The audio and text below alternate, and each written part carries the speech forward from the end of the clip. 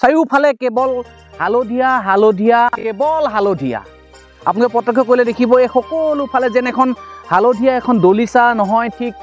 ঠিক হালধীয়া এখন সমুদ্ৰ সকলোফালে হালধীয়া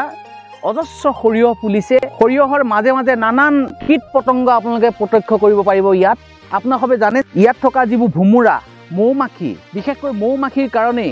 আমাৰ মানুহৰ 70% আহাৰ মৌমাখিয়ে হোৱাত সহায় কৰে ইহঁতে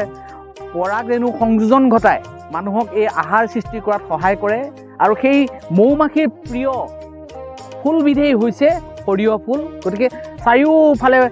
সৰিয়হ আৰু তাৰ মাজত মৌমাখিয়ে ভৰি আছে আৰু সেই মৌমাখিয়ে সৃষ্টি কৰা মধু মৌ সকলোৱে প্ৰিয় এটা নান্দনিক পৰিৱেশ আপোনালোকক দেখাইছোঁ সকলোতে কেৱল গুণগুণনি ভুনভুননি এটা শব্দ যিফালে চাইছে সেইফালে কেৱল মৌমাখিৰ মাত কণ কণ যিবোৰ মৌ বৰ্তমান নাইকিয়া হৈ আহিছে মাখি মৌ বুলি কয় খালতৰা মৌ বৰ মৌ সেই মৌবোৰ আহি ইয়াত ধুনীয়াকৈ পৰি ইয়াৰ ফুলৰ পৰা ৰসবোৰ নি পেলাই তেওঁলোকে মৌচাকত মৌ প্ৰস্তুত কৰে গতিকে এইবোৰ জীয়াই থাকিব লগা হ'লে আমাৰ কৃষকসকলে এই ক্ষেত্ৰত